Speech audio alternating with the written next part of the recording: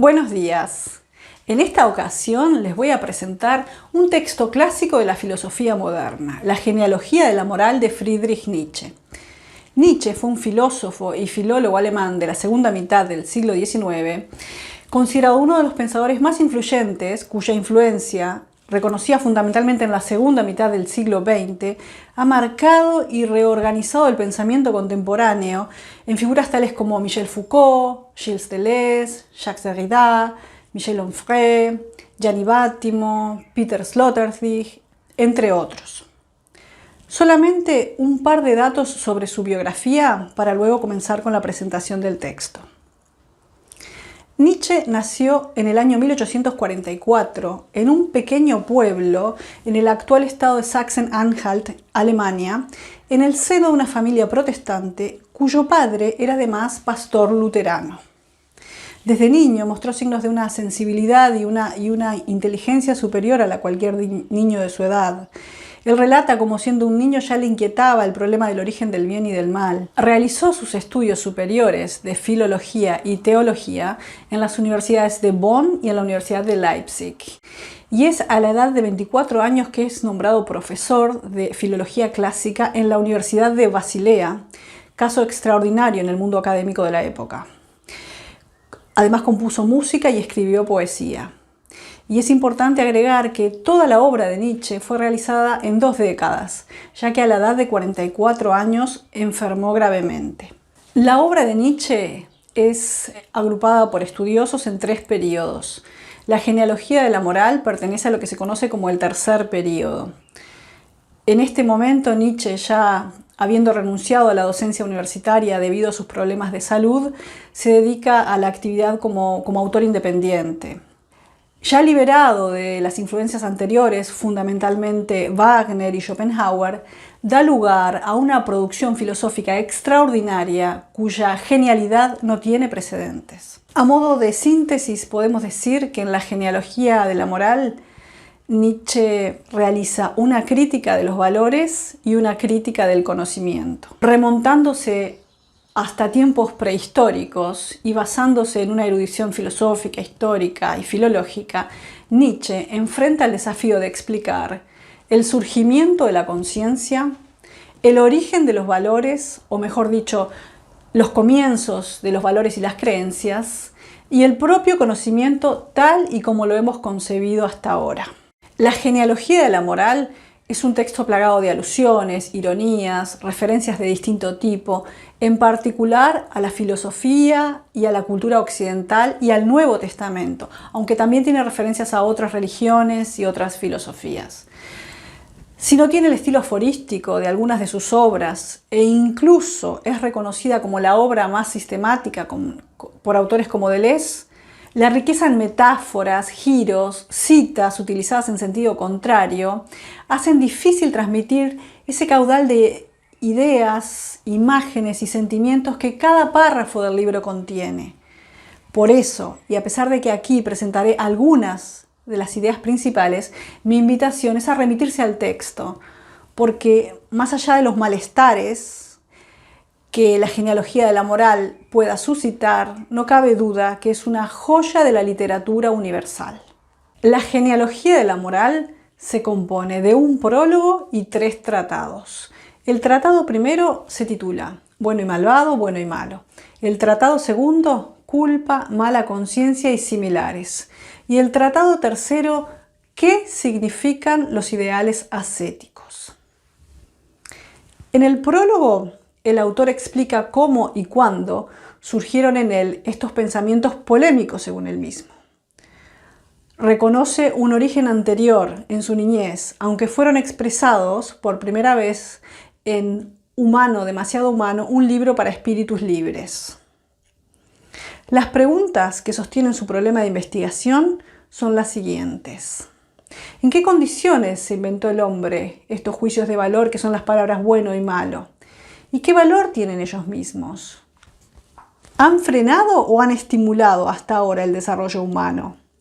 ¿Son un signo de indigencia, de empobrecimiento, de degeneración de la vida? Y luego pasa a describir su modalidad de trabajo. Dentro de mí encontré y osé dar múltiples respuestas a tales preguntas. Distinguí tiempos, pueblos, grados jerárquicos de los individuos, especialicé mi problema. Las respuestas se convirtieron en nuevas preguntas, investigaciones, suposiciones y verosimilitudes, hasta que acabé por poseer un país propio. Más adelante hace un recorrido sobre algunas obras que le dan a él el estímulo para la divulgación de sus primeras hipótesis acerca del origen de la moral, pero agrega que lo que a él realmente le interesaba era el valor de la moral, y en esto rescata a su maestro, Schopenhauer, para discutir con él y distanciarse. Necesitamos una crítica de los valores morales, nos dice Nietzsche. Hay que poner alguna vez en entredicho el valor mismo de esos valores, y para esto se necesita tener conocimiento de las condiciones y circunstancias de que aquellos surgieron, en las que se desarrollaron y modificaron. La moral como consecuencia, como síntoma, como máscara, como tartufería, como enfermedad, como malentendido. Pero también la moral como causa, como medicina, como estímulo, como freno, como veneno. Un conocimiento que hasta ahora ni ha existido ni tampoco se lo ha siquiera deseado. Y ya casi, al final del prólogo, define su método, la genealogía. Pues resulta evidente cuál ha de ser 100 veces más importante para un genealogista de la moral que justamente el azul, a saber, el gris, quiero decir, lo fundado en documentos, lo realmente comprobable, lo efectivamente existido. En una palabra, toda la larga y difícilmente escritura jeroglífica del pasado de la moral humana. En el Tratado primero, Nietzsche plantea la necesidad de recurrir a la genealogía y a la etimología. Critica el pensamiento ahistórico de los filósofos ingleses y refuta las tesis sobre la moral de lo que llama estos psicólogos ingleses, postulando que fueron los buenos mismos, es decir, los nobles, los poderosos, quienes se valoraron a sí mismos como buenos y se arrogaron el derecho de crear valores. El patos de la nobleza y de la distancia, es decir, el duradero y dominante sentimiento global y radical de una especie superior dominadora en su relación con una especie inferior, con un abajo, es el origen de la antítesis bueno y malo, remontando o vinculando este origen al origen del lenguaje. El lenguaje aparece entonces como una manifestación de poder de unos sobre otros, que les permite nombrar, decir esto es esto y aquello, y es este mismo acto de adjudicación de sonido y nombre el que justifica o fundamenta la apropiación, esa capacidad de otorgar significados. En todas partes, noble, aristocrático en el sentido estamental, es el concepto básico a partir del cual se desarrolló luego, por necesidad, bueno en el sentido de anímicamente noble, de aristocrático, de anímicamente de índole elevada, anímicamente privilegiado. Un desarrollo que marcha siempre paralelo a aquel otro que hace que vulgar, plebeyo, bajo, acaben por pasar al concepto malo. Y cita como ejemplo la palabra alemana malo, schlecht, casi idéntica a simple, schlicht, que en su origen designaba al hombre simple, vulgar, como contraposición al noble. A partir de dos formas de concebir lo bueno, se derivan dos ideas de malo que se oponen a bueno, malo y malvado. Malo, schlecht, y malvado, böse, se oponen a bueno, pero no se trata de un mismo bueno, pues el bueno de la moral noble es el malvado de la moral del resentimiento. A continuación, fundamenta esta idea a partir de palabras o raíces de palabras que en distintas lenguas designan bueno.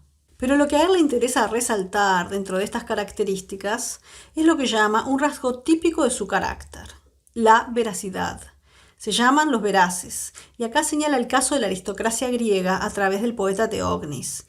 Y a partir de la palabra noble en Teognis y su significado, como alguien que es, hace un rastreo etimológico e histórico de los matices y giros desde aquel significado que tenía noble en la Grecia de Teognis, pasando por el latín, algunas lenguas celtas, hasta llegar al alemán actual. A continuación, en el desarrollo del argumento que lleva la tesis del Tratado primero, hace su aparición la casta sacerdotal, como la casta suprema. Reconoce en estas aristocracias sacerdotales dos diferencias que se contraponen, nos dice Nietzsche. De todos modos, también se podría añadir con cierta equidad, que en el terreno de esta forma esencialmente peligrosa de existencia humana, la forma sacerdotal de existencia, es donde el hombre se ha convertido en un animal interesante. Entonces, las diferencias entre esta casta sacerdotal y los nobles están basadas en, por un lado, exteriorizar las manifestaciones de la vida, los nobles, los superiores, los veraces, y por otro lado, una actitud opuesta, basada justamente en los principios opuestos, como puede ser la vuelta hacia adentro del mundo de las emociones y pulsiones, que es propia de la casta sacerdotal. La tesis fundamental de este primer tratado consiste en lo que él llama la transvaloración de los valores producida por el pueblo judío. ¿Y en qué consiste esta transvaloración de los valores nobles? En identificar bueno, noble, amado de Dios, bello, poderoso, en los crueles, los malvados, los ateos. Aquí lo que hace es caracterizar ambas morales, la moral noble y la moral del resentimiento. En la moral noble destaca como características la franqueza y la ingenuidad, y en la moral del resentimiento sus características opuestas, es decir, su falta de ingenuidad, su falta de franqueza, su falta de honestidad, su apetencia por guardar silencio y no olvidar, y buscar el momento para actuar. Mientras el hombre noble tiene respeto por sus enemigos y no concibe otro enemigo sino aquel en el que hay algo que honrar, el hombre del resentimiento ha concebido al enemigo como malvado. Al final de este primer tratado explica cómo la moral del resentimiento terminará necesariamente triunfando sobre la otra. El tratado segundo comienza con la siguiente frase: criar un animal al que le sea lícito hacer promesas. ¿No es precisamente esta misma paradójica tarea la que la naturaleza se ha propuesto con respecto al hombre? ¿No es este el auténtico problema del hombre?, se pregunta Nietzsche.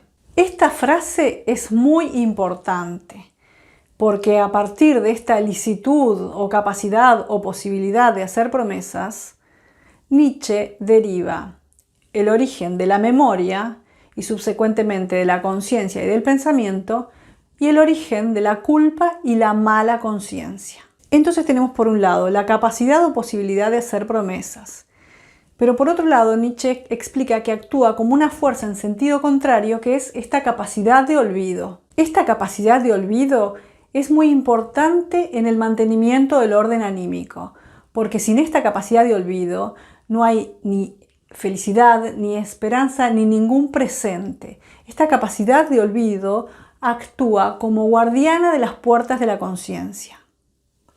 Precisamente este animal olvidadizo por necesidad, dice Nietzsche, en el que el olvidar representa una fuerza, una forma de la salud vigorosa, ha creado en sí una facultad opuesta a aquella, una memoria, con cuya ayuda la capacidad de olvido queda en suspenso en algunos casos, a saber, en los casos en que hay que hacer promesas. Por tanto, no es en modo alguno tan solo un pasivo no querer, no poder volver a liberarse de la impresión grabada una vez, sino que es un activo no querer volver a liberarse, un seguir y seguir queriendo lo querido una vez, una auténtica memoria de la voluntad. Tenemos aquí un juego de fuerzas conformado por esta capacidad o posibilidad de hacer promesas, por esta fuerza que se opone, que es la capacidad de olvido, y la otra fuerza que se opone al olvido, que es la memoria. Ahora bien, esta capacidad de hacer promesas trae consigo la anticipación del futuro y todos los mecanismos que aquí se desarrollan. A saber, separar el acontecimiento necesario del casual, pensar causalmente, anticipar el futuro, saber contar, calcular, es decir, cómo en este juego de fuerzas, entre el que no sea lícito hacer promesas, el olvido y la memoria, trae como correlato el desarrollo de la conciencia y el pensamiento. Y aquí, nuevamente Nietzsche se remonta a tiempos prehistóricos para ubicar en la historia esta relación fundamental entre esta capacidad de hacer promesas, el olvido y la memoria, del que resulta, junto con el desarrollo de la conciencia, la responsabilidad. Cito: el orgulloso conocimiento del privilegio extraordinario de la responsabilidad, la conciencia de esta extraña libertad, de este poder sobre sí y sobre el destino, se ha grabado en él hasta su más honda profundidad y se ha convertido en instinto dominante. ¿Cómo llamará a este instinto dominante, suponiendo que necesite una palabra para él? Pero no hay ninguna duda, este hombre soberano lo llama su conciencia. Pero la conciencia, tal como la comprendemos ahora, tiene una larga historia. La conciencia en sus orígenes aparece vinculada a la memoria, porque la capacidad de hacer promesas necesita o exige de una memoria. Pero ¿cómo hace su aparición esta memoria? De forma terrible y siniestra, nos dice Nietzsche. El surgimiento de la memoria fue realizado con sangre, martirios y sacrificios, y pasa a ejemplificar esta tesis con las formas de la pena en diferentes culturas. Y esta memoria, condición de posibilidad del desarrollo de la conciencia, es también el antecedente de la razón. Entonces, es en el seno de estas relaciones primitivas de intercambio, de compra-venta, donde sitúa la capacidad de hacer promesas y el surgimiento de la memoria. Y habiendo explicado el surgimiento de la conciencia en su articulación con la memoria y con la razón, avanza la tesis para preguntarse ¿de dónde surge la conciencia de culpa? Y acá, nuevamente, Nietzsche se apoya en su erudición filológica para vincular culpa, Schuld, un concepto moral, con Schulden, tener deudas, un concepto material. Entonces, según Nietzsche, el sentimiento de culpa tiene su origen en la más antigua relación personal que existe, en la relación entre compradores y vendedores, acreedores y deudores. Esta relación muy antigua y primitiva, observada en los grados de civilización más bajos, da lugar a un medirse entre sí, tasar valores, imaginar equivalentes, cambiar. La compra-venta es más antigua y anterior a toda forma de organización social. Y nos dice Nietzsche, el deudor, para infundir confianza en su promesa de restitución, para dar una garantía de la seriedad y la santidad de su promesa, para imponer dentro de sí a su conciencia la restitución como un deber, como una obligación, empeña al acreedor, en virtud de un contrato y para el caso de que no pague, otra cosa que todavía posee, otra cosa sobre la que todavía tiene poder, por ejemplo su cuerpo, o su mujer, o su libertad, o también su vida. Entonces, es en la esfera del derecho de las obligaciones donde los conceptos morales de culpa y deber nacen y donde culpa y sufrimiento se ligan.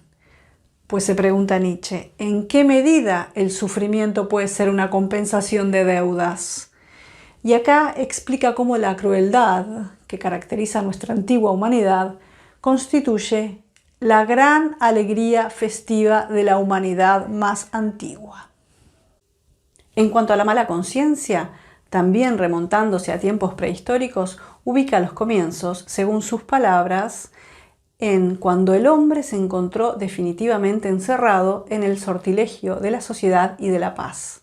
Aquellos instintos que hasta ese momento habían permitido la adaptación de estos semianimales a la vida, de repente quedan en suspenso. Estos instintos, en tiempos pretéritos, en lo que podría ser el surgimiento de las primeras formas de sociedad, no desaparecen, sino que se vuelven hacia adentro.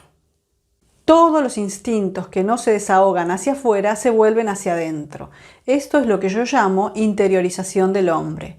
Únicamente con esto se desarrolla en él lo que más tarde se denomina su alma. La enemistad, la crueldad, el placer en la persecución, en la agresión, en el cambio, en la destrucción, todo esto es vuelto contra el poseedor de tales instintos. Ese es el origen de la mala conciencia. La mala conciencia, entonces, hace su aparición en estas primeras formas de la crueldad y de la violencia del estado primitivo.